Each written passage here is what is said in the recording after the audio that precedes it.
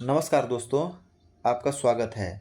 आज की वीडियो केवल एक नोटिफिकेशन डिस्कशन भर नहीं है। होता क्या है कि जब नोटिफिकेशन जारी होता है तो विद्यार्थी क्या है, नोटिफिकेशन डाउनलोड तो कर लेते हैं लेकिन उसे पूरा पढ़ते नहीं है। परिणाम यह होता है कि बहुत सारी गलतियां करते हैं और बाद में उनका आवेदन जो है रिजेक्ट हो जाता है। जैसे गलतियां किस तरह की होती हैं, जैसे OTR समय पर नहीं बनता, या तो फिर गलत कैटेगरी भर देना, ग्रेजुएशन की जानकारी सही नहीं भरना, फोटोग्राफ गलत अपलोड कर देना, और लास्ट में क्या होता है कि पेमेंट जब हम करते हैं तो पेमेंट तो हो जाती है लेकिन फाइनल सबमिट नहीं करते हैं, या किसी और रीज़न से उस टाइम सर्वर जो है स्लो हो गया, या किसी और रीज़न से फाइनल सबमिशन नहीं होता है और हम जो है भूल जाते हैं या छोड़ देते हैं। उस केस में भी क्या होता है कि आवेदन हमारा रिजेक्ट होता है। तो जो अभी UP PSC 2026 जो नोटिफिकेशन आया हुआ है उसको हम स्टेप बाय स्टेप अच्छे से समझेंगे और कोशिश करेंगे कि हम उन सभी बिंदुओं पर बात करें जो जनरली हम लोग गलतियां करते हैं, ताकि आप लोग जब फॉर्म भरें तो गलतियां ना हो।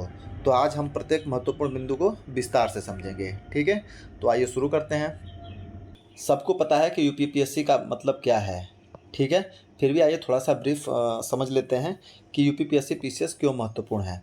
तो दोस्तों, यदि कोई विद्यार्थी उत्तर प्रदेश में कोई प्रतिष्ठित सरकारी नौकरी की बात करता है तो सबसे पहले नाम आता है UP PSC PCS। क्यों? इसका रीज़न है क्योंकि यहाँ केवल नौकरी नहीं मिलती, यहाँ मिलता क्या है आपको। एक तो जो हम चाहते हैं प्रशासनिक अधिकार, जो हम अपने गांव समाज क्षेत्र में देखते हैं, वो चीज़ें मिलती है। जब पद मिल जाता है आपको तो एक निर्णय लेने की शक्ति मिलती है आपको, उससे समाज में सम्मान बढ़ता है, अच्छा वेतन तो है ही। उसके बाद साथ जो सुविधाएं मिलती हैं, सरकारी आवास, जो साधन, वो सारी चीज़ें मिलती हैं, सरकारी वाहन, कुछ पद, ओवरऑल एक अच्छी नौकरी आपको मिलती है। और जिसमें ये सारी चीज़ें आपको जब मिलती हैं, आपके जीवन में जब शामिल होती हैं, तो हर तरह से रुतबा बढ़ता है समाज में। तो ये सारी चीज़ें मिलने वाली हैं अगर आप इसको क्रैक करते हैं तो। आप जो अगर डिप्टी कलेक्टर से आगे बढ़कर उच्च प्रशासनिक जिम्मेदारियां निभा सकते हैं। DSP अगर बन गए तो कानून व्यवस्था की जिम्मेदारी मिल जाती है। अगर आप BDO बन गए तो जो ग्रामीण विकास की योजनाएं लागू कराते हैं वो आपको देखने को मिलता है, करने को मिलता है। PCS अधिकारी सरकार और जनता के बीच की सबसे महत्वपूर्ण कड़ी होता है, ठीक है। तो ये सारा कुछ जो है आपको मिलता है जब आप एक PCS नौकरी या UP PSC की नौकरी जब पाते हैं, ठीक है। तो कहने का मतलब है कि एक छोटा सा ब्रीफ इंट्रोडक्शन था कि UP PSC PCS महत्वपूर्ण क्यों है, ताकि आपको ये सारी चीज़ें मिलें। जब नोटिफिकेशन भरें तो आपको ये चीज़ें पता हो, ताकि आपको अच्छा लगे, मोटिवेशन मिले और एकदम फुल एनर्जी के साथ फॉर्म अपना फिल करें। नोटिफिकेशन की डेट के बारे में बात कर लें तो अब नोटिफिकेशन की डेट्स को समझ लेते हैं। तो जो एप्लीकेशन है वो कल नोटिफिकेशन आया है, तो साथ में ही इसका एप्लीकेशन भी स्टार्ट हो गया है और इसी दिन पोर्टल जो है आपका खुल चुका है। लेकिन मैं विद्यार्थियों से हमेशा एक बात कहता हूँ मैं, कि पहले दिन आवेदन मत करो, ठीक है। उसका रीज़न है क्योंकि शुरुआत में सर्वर स्लो हो सकता है, और लेकिन दूसरा ये भी है कि आप अंतिम दिन भी आवेदन मत करो। उसका भी रीज़न है क्योंकि अंतिम दिनों में लाखों विद्यार्थी एक साथ आवेदन करते हैं, ठीक है। या फिर किसी और रीज़न से भी सर्वर डाउन हो गया या कुछ जो है दिक्कत आ गई, तो उस सीन में भी, उस केस में भी दिक्कत हो सकती है। तो सबसे पहले दिन भी आप जो है अप्लाई करने से बचिए और एकदम लास्ट मोमेंट में भी जाने से बचिए। तो इसके लिए आप क्या कर सकते हैं कि 2-4 दिन इंतज़ार करिए और फिर जो है ज़िम्मेदारी के साथ पूरा फॉर्म फिल कर लीजिए। और इसके सारे बहुत सारी दिक्कतें होती हैं लास्ट में या जो है शुरू में, ज़्यादातर केस में लास्ट में कि सर्वर बिजी हो जाएगा, पेमेंट फेल्योर हो जाएगा, आप झटकते फटकते रह जाएंगे, कुछ नहीं होगा, OTP डिले होगा, शायद आएगा ही नहीं। तो ये सब इंडिया में प्रॉब्लम है। अभी हमारा सिस्टम इतना दुरुस्त नहीं हुआ है कि ये चीज़ों से हम बच जाएँ, क्योंकि जनसंख्या भी बहुत है तो लोड भी सर्वर पे बहुत ज़्यादा आता है और उस तरह का सर्वर की व्यवस्था हमारे यहाँ है नहीं, हमारे देश में। तो इन सब चीज़ों के लिए बचने के लिए जो हमारे पास जो रास्ता है हम उसी रास्ते को अडॉप्ट करेंगे। हम उनके सिस्टम, सरकार के भरोसे नहीं बैठना है। तो इसलिए जो है प्लानिंग के साथ और सही समय पे हमें फॉर्म फिल करने लेना है, ठीक है। तो ये सारी समस्याएं कुल मिला करके आती है। तो इसलिए मैं समय सलाह देता हूँ कि आप जो है टाइम से 2-4 दिन बाद, जैसे ही जो है एप्लीकेशन जो सबमिशन की डेट खुली, कुछ दिन बाद जो है अप्लाई कर दें, ठीक है। अप्लाई करने से पहले पूरी तैयारी कर लें, जिसके बारे में हम लोग बात करेंगे अभी। तो जैसा मैंने बताया कि जो है नोटिफिकेशन कल का ही इशू हो गया है, जारी हो गया है। विज्ञापन संख्या ये आपको दिया हुआ है, दिनांक भी 25 जून दिया हुआ है। तो कुल मिला के ऑनलाइन आवेदन प्रारंभ होने की तिथि हो गई आपकी 25 जून। ऑनलाइन परीक्षा शुल्क बैंक में जमा करने की ऑनलाइन जो आवेदन जो स्वीकार किए जाने की जो अंतिम तिथि है वो 27 जुलाई है। और साथ में एक चीज़ आपको नीचे दिया हुआ है कि ऑनलाइन प्रस्तुत आवेदन में अगर कोई सुधार या संशोधन करना है या कोई शुल्क समाधान करना है तो उसके लिए अंतिम तिथि 3 अगस्त दिया हुआ है। लास्ट में अगर आप कुछ करते हैं, कोई जो है सबमिट नहीं होता है या फिर फेल होता है लेकिन आपका पैसा कट गया, इस तरह के जो सीन बनते हैं या जो है आवेदन में कुछ ऐसी चीज़ें आ गई जो आपने देखा या भूल हो गई कुछ तरह से, तो उसमें संशोधन बाद में भी किया जा सकता है, लेकिन वो भी मैक्सिमम 3 अगस्त तक डेट दिया हुआ है। ठीक है। इस नोटिफिकेशन में एक चीज़ जो शामिल हुई है महत्वपूर्ण रूप से वो है OTR पंजीकरण। OTR रजिस्ट्रेशन आपको करना है। जैसे भी जिन्होंने OTR नंबर प्राप्त नहीं हुए जो है नंबर प्राप्त नहीं किया है, वे ऑनलाइन आवेदन करने के 72 घंटे पूर्व, ऑनलाइन आवेदन करने से 72 घंटे पहले आयोग की वेबसाइट इस पर जा करके आपको OTR नंबर प्राप्त करने हैं। फिर OTR नंबर प्राप्त करने के उपरांत ही आयोग की वेबसाइट पर जा करके आप ऑनलाइन आवेदन सबमिट कर सकते हैं। ठीक है। ये एक महत्वपूर्ण चीज़ जो है जो शामिल है, तो इसके बारे में थोड़ा सा हम समझते हैं कि ये OTR इम्पोर्टेंट क्यों है और इसमें क्या ही चीज़ें होती हैं। तो आइए समझते हैं कि OTR वन टाइम रजिस्ट्रेशन का वास्तविक अर्थ क्या है। तो अब आते हैं सबसे महत्वपूर्ण टॉपिक पर, OTR वन टाइम रजिस्ट्रेशन।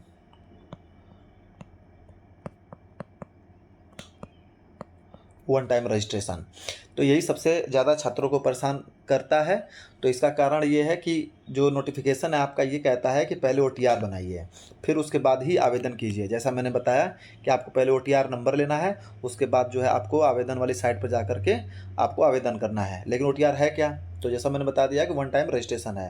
तो इसको सरल भाषा में समझिए कि मान लीजिए आप अगले 15 वर्षों तक UPPSC का एग्ज़ाम देने वाले हैं अलग अलग, और हर बार जो है आप नाम, पिता का नाम, माता का नाम या date of birth, address, photo, signature जो है भरने की ज़रूरत नहीं पड़ेगी, क्योंकि ये सारी चीज़ें आपकी बदलने वाली नहीं है। इनमें से कोई भी चीज़ आपका नहीं बदलेगा। ठीक है। खैर हालांकि जब बदलना भी होगा कुछ, जैसे मान लो फ़ोटो, सिग्नेचर अगर बदलना भी है आगे चल के या एड्रेस चेंज हो गया तो आप कर सकते हैं। बट ये है कि ये सारी डिटेल ऐसी होती हैं जो कि आपकी जो है परमानेंट आपके साथ चलती हैं। तो इसलिए एक बार रजिस्ट्रेशन आप करना है और उसमें आपको होगा क्या कि एक बार OTR नंबर मिल जाएगा, और जब भी UPPSC की विभिन्न जो परीक्षा जो होती हैं स्टेट में, उसमें आपको फिर से अलग से ये बार बार भरने की रिक्वायरमेंट नहीं होगी। तो इसीलिए जो है OTR का जो है व्यवस्था किया गया है, ताकि आप एक बार भर दें और एक बार नंबर मिल जाए और आप हमेशा उसको सेव कर लें। उससे होगा क्या कि समय भी बर्बाद नहीं होगा, गलतियां कम होंगी, क्योंकि बार बार भरेंगे। जब ये डिटेल भरते हैं तो कभी कभी चांसेस रहते हैं कि कोई ना कोई मिस्टेक हो जाए। तो जब पहली बार ही भरें तो एकदम अच्छे से भरें ताकि कोई गलती की गुंजाइश ना रहे। इसीलिए UPPSC ने OTR शुरू किया। अब एक बार रजिस्ट्रेशन होगा, उसके बाद वही जानकारी भविष्य में सभी भर्तियों के लिए उपयोग होंगी। OTR बनने के बाद होगा क्या कि आपको एक ही OTR नंबर मिलेगा, यूनिक OTR नंबर मिलेगा। यही आपकी आपकी पहचान बन जाएगी हमेशा UPPSC के लिए। ठीक है, हमेशा बन जाएगी। इसीलिए इसे कहीं सुरक्षित लिख करके रख लीजिए। मेल ID या नंबर देंगे तो आपको उसी पर मेल भी आ जाएगा। तो कहने का मतलब एक हार्ड कॉपी या इस तरह से जो है आप सेव करके रख लीजिए। अच्छा, एक चीज़ और है कि अगर आप आज ने OTR नंबर ले लिया, ठीक है, और जो भी डिटेल पर्सनल डिटेल दे दी है ना, अब उसमें कुछ भी बदलता है तो ये आयोग को भी पता होता है कि भाई 10 साल पहले आपने जो है या 5 साल पहले आपने क्या डिटेल दी थी और आपने क्या चेंजेस कर रहे हो। तो थोड़ा सा उसमें फ्रॉड होने की भी जो है गुंजाइश कम होती जाएगी। और ऐसा क्यों है हम आगे समझेंगे कि कहाँ फ्रॉड होते हैं, और आदमी जब चालाकियाँ सीखता है तो कैसे चालाकी करता है इन सब चीज़ों में, तो हम देखेंगे आगे। ठीक है। तो नोटिफिकेशन में 72 घंटे ही क्यों लिखा गया है कि 72 घंटे आपको पहले आपको OTR जो है करना है। तो इसकी जो रीज़न है, इसका जो रीज़न है कि जब OTR बनाते हैं तो हो सकता है कि उसमें आवेदन ना खुले, है ना, या फिर अगर आपने जो है OTR बनाने के बाद आवेदन ना खुले, क्योंकि उसमें टाइम लो एक जो है पीरियड होता है पोर्टल पे जो डाटा सिंक्रोनाइज करने में लगभग चांसेज होते हैं कि 72 घंटा लग जाए। होना है तो वैसे जल्दी हो जाएगा, होता जल्दी है, बट चांसेज हैं कि क्या पता जो है उसमें सिंक्रोनाइज होने में लेट हो जाए। तो मैक्सिमम 72 घंटे का एक कूलिंग पीरियड दिया हुआ है, ताकि आपका OTR नंबर जनरेट हो जाए और जब आवेदन भरें और OTR नंबर आप डालें तो उसको ईजिली वो ले लें। ठीक है, इसलिए जो है इसको 72 घंटे का विंडो दिया गया है, ताकि जो है आप टाइम से पहले OTR बना लें और आवेदन जब खोलें तो आपको चीज़ें वहाँ पे दिख जाएँ जैसे ही OTR नंबर डालें। जो विद्यार्थी अंतिम दिन OTR बनाते हैं वे आवेदन कर ही नहीं पाएंगे, क्योंकि वो सिंक्रोनाइज नहीं हुआ रहेगा तो वो नहीं भर पाएंगे। ठीक है, तो ये था आपका OTR के लिए आपको थोड़ा सा जानकारी। अब आगे बढ़ते हैं। तो OTR के बारे में जो मोटा मोटी जानकारी, जो रिस्क थे वो हमने समझ लिया। अब अभ्यर्थियों को निर्देश दिया जाता है कि वह ऑनलाइन आवेदन करते समय सभी चरणों यानी कि OTR, फीस भुगतान, फाइनल सबमिशन और अर्थता से जो संबंधित त्रुटि सूचनाएं सॉफ्ट व हार्ड कॉपी के रूप में भविष्य हेतु संरक्षित करना सुनिश्चित करें। हार्ड कॉपी में रख लें या सॉफ्ट कॉपी में, जैसे आपको सहूलियत हो, ताकि जो है आपको पता हो कि हमने क्या भरा है उसमें। ठीक है, अभ्यर्थियों को स्पष्ट किया जाता है कि प्रारंभिक परीक्षा के स्तर पर अब लेकर ऑनलाइन आवेदन संबंधी हार्ड कॉपी आयोग को प्रेषित ना करें। मतलब हार्ड कॉपी या सॉफ्ट कॉपी कुछ भी जो है भेजना नहीं है जब तक आयोग की तरफ से कुछ कहा ना जाए। ठीक है, ये मैंने मोटा मोटी कुछ जो है ज़रूरी पॉइंट्स वो मैंने हाईलाइट कर रखे हैं, है ना। हालांकि मैं तो यही कहूँगा कि जब भी आप नोटिफिकेशन पढ़ें तो पूरा एकदम थॉरोली बढ़िया से एक एक लाइन एक एक चीज़ पढ़ें। लेकिन चूंकि मैं वीडियो बना रहा हूँ मैं और इसको पढ़ने लग जाऊँगा तो बहुत टाइम लगेगा, इसलिए मैं आपको फटाफट जो मेन चीज़ें हैं वो बता देता हूँ मैं, है ना, ताकि आप भरें तो बस वही है कि गलतियाँ ना हो। OTR के साथ जब आप रजिस्टर मोबाइल नंबर और ईमेल आईडी जब भी भरते हैं तो उसको सभी सूचनाएं या SMS के लिए मतलब आप ध्यान रखें कि कौन सी ईमेल आईडी दिए हैं, कौन सा मोबाइल नंबर दिया हुआ है आपका, ताकि वो आपको पता रहे, तो कि सारी सूचनाएं उसी पर आएंगी। आयोग जो भी सूचना भेजेगा ईमेल आईडी के थ्रू या मोबाइल नंबर के थ्रू तो वहीं भेजेगा जो OTR में आपने मोबाइल नंबर दिया हुआ है, ईमेल आईडी दी हुई है। ठीक है, तो वो आप ध्यान रखें आप देते समय, वही ईमेल आईडी वही नंबर दें जो आपका चल रहा है और आगे भी भविष्य में ठीक ठाक समय तक चलने वाला है। तो ये हो गया आपका OTR तक। अब आइए देखते हैं कुछ यूजर इंस्ट्रक्शंस क्या हैं, कि जो है ये अभ्यर्थियों को ऑनलाइन फॉर्म भरने से संबंधित दिशा निर्देश दिए गए हैं। जैसे व्यू एडवर्टाइजमेंट पर क्लिक करके आप एडवर्टाइजमेंट पढ़ लीजिए। अब उसके बाद आपको जो है अप्लाई पर क्लिक करना है। फिर ये प्रोसेस है, कुल मिला के आप इसको पढ़िएगा और जिस तरह से जिस प्रोसेस के थ्रू गया है आप वैसे आप पूरे फॉर्म को भरना है।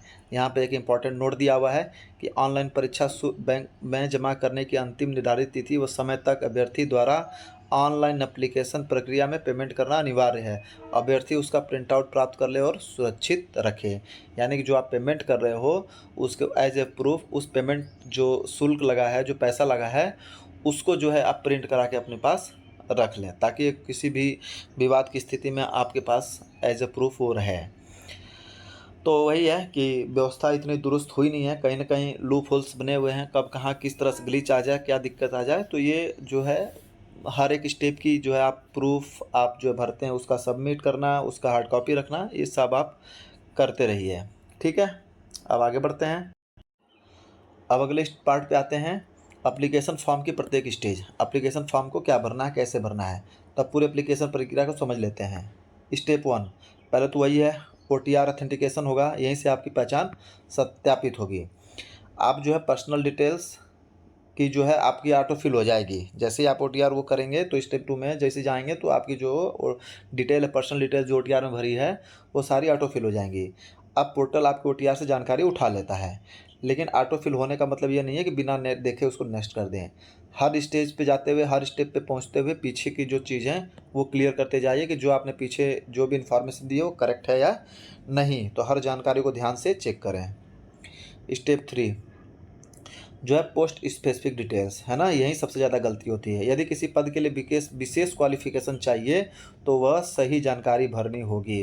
कहने का मतलब है कि आप पहले जितने भी पद हैं, जिसकी वैकेंसी देख रहे हो आप, जो भी पद के लिए, जिस पद के लिए जो क्वालिफिकेशन चाहिए वो क्वालिफिकेशन आपके पास है नहीं, वो नोटिफिकेशन में आराम से तसल्ली से समझिए, उसके बाद ही वो पद जो है सेलेक्ट करिए जो जो आप मतलब रखते हैं ना प्रायोरिटी, उस तरह से। तो उसके लिए जो क्वालिफिकेशन चाहिए उसके अकॉर्डिंग ही आप अपनी प्रायोरिटी डिसाइड करें, और यहीं पर सबसे ज़्यादा गलती भी होती है। ठीक है, तो वो ध्यान से भरें जो स्पेसिफिक डिटेल्स हैं वो। उसके बाद स्टेज 4 आ जाता है, फी पेमेंट। पेमेंट सक्सेसफुल का मतलब आवेदन पूरा नहीं हुआ, ये ध्यान रखें। फाइनल सबमिट भी करना होगा, तो फाइनल सबमिट करना ना भूलें। फाइनल सबमिट कर लिया आपने तो उसके बाद एक सबसे महत्वपूर्ण स्टेप आता है कि आपका जो है मतलब ये है कि आपका आवेदन पूरा कर लिया गया है, लेकिन अगर आपने फाइनल सबमिट नहीं किया तो आपका आवेदन अधूरा माना जाएगा। ठीक है। एप्लीकेशन फ़ी, आइए एप्लीकेशन फ़ी समझते हैं। एप्लीकेशन फ़ी जो है नोटिफिकेशन के अनुसार जो जनरल ओबीसी ईडब्ल्यूएस के लिए 125 रुपया प्लस 125 रुपया उसमें शामिल है, 100 प्लस जो 25 रुपया आपका जो कंप्यूटर भरवा रहे हैं उसका शुल्क है 25 रुपया। उसी तरह SC ST का भी दिया हुआ है पूरा, PWBD, एक्स सर्विसमैन, ठीक है, ये सारे जो है शुल्क दिए हुए हैं। अब प्रश्न आता है कि यदि पेमेंट कट जाए उस केस में आपको क्या करना है, लेकिन रिसिप्ट ना मिले। तो जैसा मैंने बताया कि उसके लिए आप ऐसी स्थिति में पेमेंट स्टेटस चेक करें और आवश्यकता होने पर पोर्टल के माध्यम से शिकायत दर्ज करें। बिना पुष्टि के दोबारा भुगतान करने से पहले स्थिति अपडेट स्पष्ट कर लें। उसके लिए हालांकि जैसे डेट दी हुई है तो आप शिकायत करेंगे पोर्टल से, अगर टाइम से फॉर्म फिल किए रहेंगे तो आप शिकायत भी टाइम से कर पाएंगे, तो उसका जो है आपको जो है वो भी जल्दी मिल जाएगा कि क्या करना है आगे, है ना। तो वो तैयारी रखें आप पूरी तरह से। ठीक है, तो सिलेक्शन प्रोसेस आप देख लेते हैं। अब सिलेक्शन प्रोसेस बनते होता कैसे, PCS ऑफिसर बनते कैसे हैं, तो उसके लिए 3 चरण डिसाइड किए गए हैं। प्रीलिमिनरी एग्ज़ाम जो कि एक स्क्रीनिंग टेस्ट है, इसका उद्देश्य अच्छे कैंडिडेट्स को मेंस तक भेजना है। दूसरा है आपका मेंस एग्जामिनेशन, यहीं से वास्तविक प्रतियोगिता शुरू होती है। ठीक है, उसमें जिसमें उत्तर लेखन, विश्लेषण, समय प्रबंधन, ये बहुत सारी चीज़ें शामिल होती हैं, वो हम उसको और डिटेल में भी समझते हैं। तीसरा है इंटरव्यू। इंटरव्यू होता है, ये ज्ञान की परीक्षा नहीं होता, ये पर्सनालिटी टेस्ट होता है। यहीं आपका आत्मविश्वास, व्यवहार, निर्णय क्षमता, लीडरशिप, कम्युनिकेशन, ये सारी चीज़ें देखी जाती हैं। ठीक है, तो अब आ जाते हैं लास्ट में कि हम गलतियां जनरली क्या करते हैं, है ना। तो वही है, जैसे मैंने शुरू में बताया कि OTR को देर से भरना, गलत कैटेगरी वगैरह भर देना, है ना, ग्रेजुएशन गलत भरना, मतलब जो आपके एजुकेशन है वो गलत भर देना, गलत फ़ोटो अपलोड कर देना और सिग्नेचर को ठीक से नहीं भरना या ब्लर कर देना, जिससे बाद में ये सारी चीज़ें दिक्कत करती हैं। OTR देर से बनाने में बताया मैंने कि क्या दिक्कतें आ सकती हैं। गलत कैटेगरी भर देने पे जैसे मान लें फ्रॉड भी यही होता है ना। आज कैटेगरी कुछ और शो कर रहे हैं, 2 साल बाद अगर सिलेक्शन नहीं हुआ तो उसमें लूप होल्स देख करके अलग कैटेगरी में जाने की कोशिश करते हैं, उस बीच में प्लानिंग सरानिंग करके वो सारी चीज़ें होती हैं। तो आयोग या कह लीजिए OTR होने का ये फ़ायदा भी है ना। क्वालिफिकेशन गलत भर दिए, जिस पद के लिए आपने भरा उस पद के लिए वो क्वालिफिकेशन है नहीं, तो वो सारी चीज़ें हैं, है ना। फ़ोटो गलत डाल दी या ब्लर डाल दी या अच्छे से क्लियर नहीं है, तो एग्ज़ाम हॉल में बैठने में प्रॉब्लम हो सकती है। उसी तरह सिग्नेचर है आपका ब्लर है, तो वो ये सब दिक्कतें करती हैं। ठीक है, फाइनल सबमिट नहीं करना, पेमेंट से रिसिप्ट सुरक्षित ना करना, आपका पेमेंट कट गया, रिसिप्ट नहीं मिला या रिसिप्ट मिल गया लेकिन उधर सबमिट नहीं हो रहा है, तो ये सारी दिक्कतें आ सकती हैं। और अंतिम दिन आवेदन करने से एकदम बचें। तो आप जो है तैयारी कर लें। अगर आपको लगता है कि मुझे फॉर्म भरना चाहिए, डिसाइड कर लीजिए और इस बीच में जो भी टाइम है निकाल करके 2 4 5 दिन में फॉर्म को फिल कर दीजिए। ठीक है, आगे बढ़ते हैं। अब थोड़ा सा जो है जो नोटिफिकेशन को देखते हैं कि क्या कह रहा है। तो जैसा हमने बताया कि हमने ये डिस्कस कर लिया, आवेदन शुल्क डिस्कस कर लिया है सारा, अलग अलग किसके लिए क्या क्या शुल्क है। भूतपूर्व सैनिक, दिव्यांगजन, स्वतंत्रता संग्राम सेनानी जो अपनी भी श्रेणी के अनुसार है उनको वो शुल्क लगेगा। महिला अभ्यर्थियों के मामले में पिता पक्ष से निर्गत जाति प्रमाण पत्र ही मान्य होंगे, है ना। ये पॉइंट है जो महिला अभ्यर्थी है उनके लिए। अभ्यर्थियों द्वारा प्रारंभिक परीक्षा में अपने आवेदन में पात्रता तथा आरक्षण का लाभ प्राप्त करने हेतु जिस श्रेणी का दावा किया गया उसके समर्थन में समस्त वांछित प्रमाण पत्रों की स्वप्रमाणित प्रतियां मुख्य परीक्षा के आवेदन के साथ संलग्न करना अनिवार्य है, अन्यथा उनका दावा स्वीकार नहीं किया जाएगा। तो ये आप जो है पॉइंट ध्यान रखें। रिक्तियों की संख्या जिस पर हमने बात नहीं की अभी तक, तो अभी तक जो रिक्तियों की संख्या है वो जो नोटिफिकेशन के हिसाब से 500 दी गई है, लेकिन रिक्तियों की संख्या परिस्थितियों एवं आवश्यकता अनुसार घट बढ़ सकती है। ठीक है, घट बढ़ सकती है, ये हमेशा रहता है, लेकिन अभी जो है रिक्तियां बढ़ने के ज़्यादा चांसेज हैं क्योंकि अभी इलेक्शन है नेक्स्ट ईयर। तो संभावना ज़्यादा है कि इन रिक्तियों की संख्या 100% बढ़ेगी, या जो पैटर्न है वो बढ़ने की तरफ ज़्यादा है कि बढ़ सकती हैं। ठीक है, यहाँ पे कुछ ग्रेड पे 4600 49 साल ग्रेड पे ये सब दिया हुआ है, इसको अच्छे से पढ़ लें। ये सारे जो है पद दिए हुए हैं, है ना, और पद के अकॉर्डिंग ये जो है शैक्षिक अर्हता दी हुई है। ठीक है, तो इसको आप जो है वही मैं बता रहा था कि जिस पद के लिए क्या शैक्षिक योग्यता है वो आप ध्यान दें, अच्छे से पढ़ें नोटिफिकेशन को, फिर उसके बाद जो है फॉर्म भरें। अच्छा, इसमें एक वैवाहिक स्थिति के लिए दिया गया कि ऐसे विवाहित पुरुष अभ्यर्थी जिनकी एक से अधिक जीवित पत्नी हो, तथा महिला अभ्यर्थी जिन्होंने किसी ऐसे व्यक्ति से विवाह किया है जिसकी पहले से ही एक पत्नी हो पात्र नहीं होंगे जब तक कि महामहिम राज्यपाल ने उक्त शर्त से छूट प्रदान न कर दी हो। तो ये जो इस तरह के इक्का दुक्का लोग होंगे पूरे राज्य में, वो अपना ये देख लें। ठीक है, रिजर्वेशन कैटेगरी के अनुसार जो मिलता है, सबको पता है अपने अपने कैटेगरी में, तो वो चीज़ उसको मिलेगी जिसको जो मिल रहा है। ठीक है, तो अपनी अपनी कैटेगरी के हिसाब से जिसको जो आरक्षण मिल रहा है वो मिलता रहेगा। बस ये है कि थोड़ा बहुत अगर जानकारी चाहिए तो इसको यहाँ से पढ़ सकते हैं। महिलाओं के लिए क्या आरक्षण है वो अपना पढ़ लें। ईडब्ल्यूएस के लिए क्या है, ईडब्ल्यूएस वालों के लिए वो अपना देख लें। अनुसूचित जाति, अनुसूचित जनजाति, पिछड़ा वर्ग, ठीक है, तो वो है।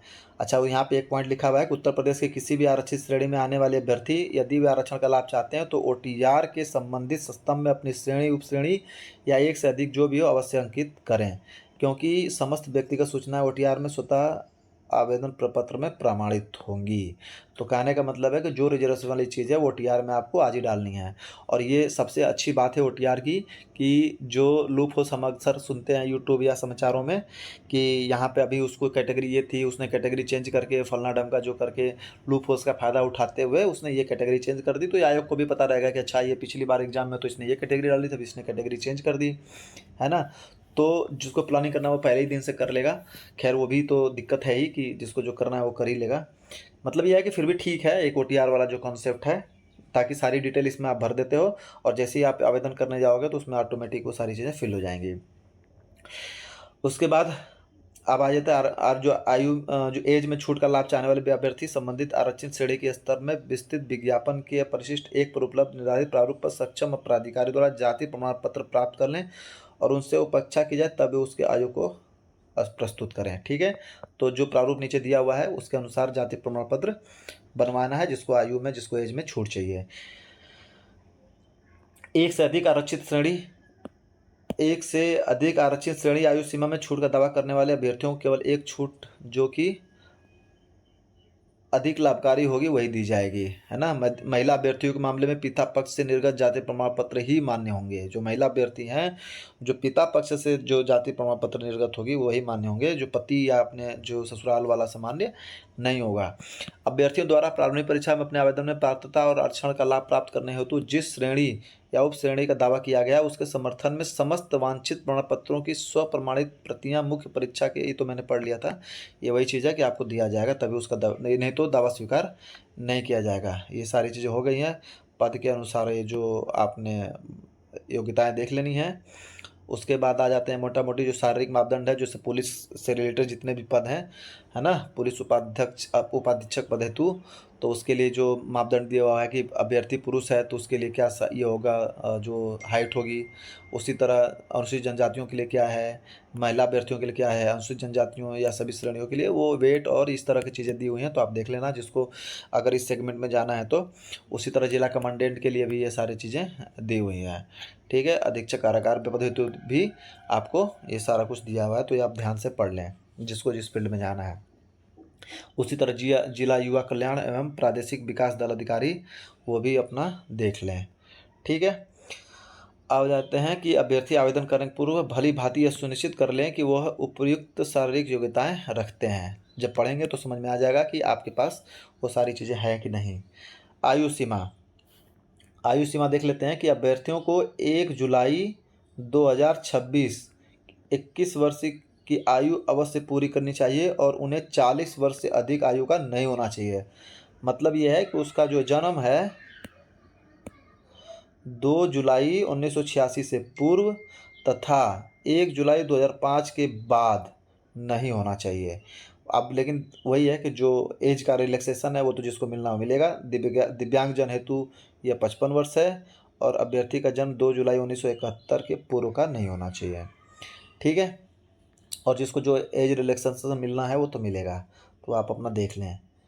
प्रधानाचार्य राजकीय इंटरमीडिएट कॉलेज बालक या बालिका पद के लिए जो एज की रिक्वायरमेंट है वो दी हुई है और जो आयु सीमा में छूट है वो अपनी अपनी कैटेगरी के अनुसार जो है वो मिलेगा, वो अपना देख लेंगे।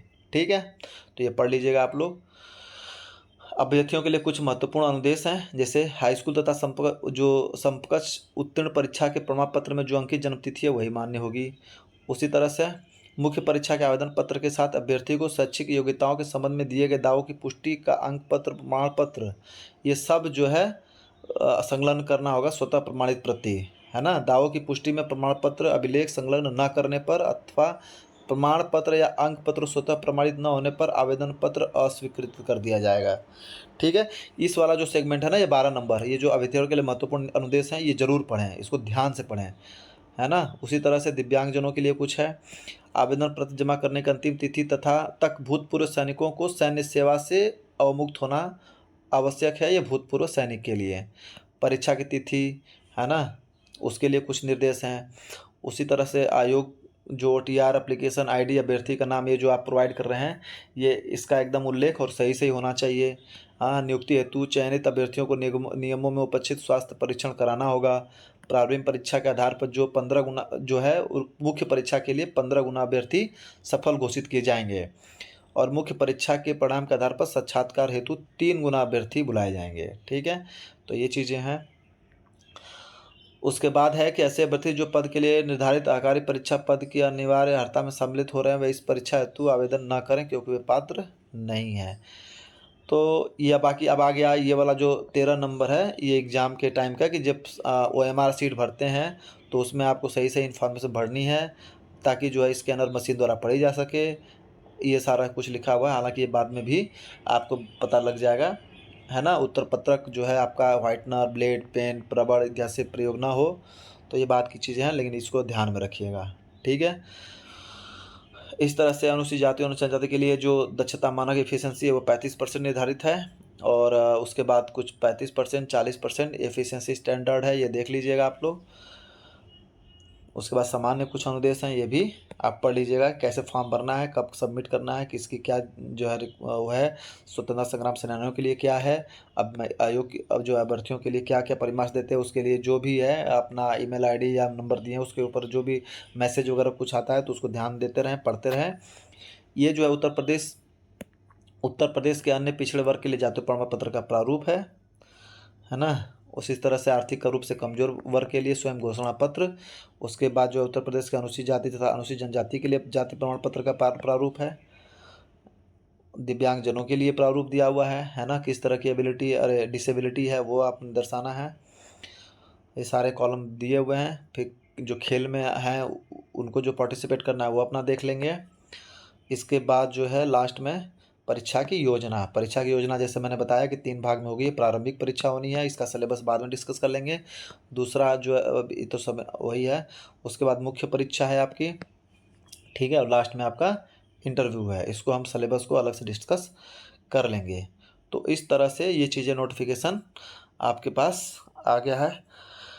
आप नोटिफिकेशन को अच्छे से, ध्यान से, पूरी श्रद्धा से एकदम कंसंट्रेट होकर पढ़ें और उसके बाद ही आवेदन पर जाएं। ठीक है, 1 टाइम रजिस्ट्रेशन अच्छे से करें, उसमें सारी डिटेल एकदम सावधानी से भरें, एक थोड़ा सा समय लें। बट हाँ, कि जब आप सबमिट करें तो आपको ध्यान रहे कि आपने क्या इन्फॉर्मेशन दी है। सबकी हार्ड कॉपी बना कर रखें या सॉफ्ट कॉपी बना कर रखें। फ़ोटो सिग्नेचर वगैरह जो है सब अच्छे से अपलोड करें। ठीक है, तो बेस्ट ऑफ लक, आप तैयारी में जुट जाइए। फिर मिलते हैं अगली वीडियो में कुछ और डिटेल्स के साथ। धन्यवाद।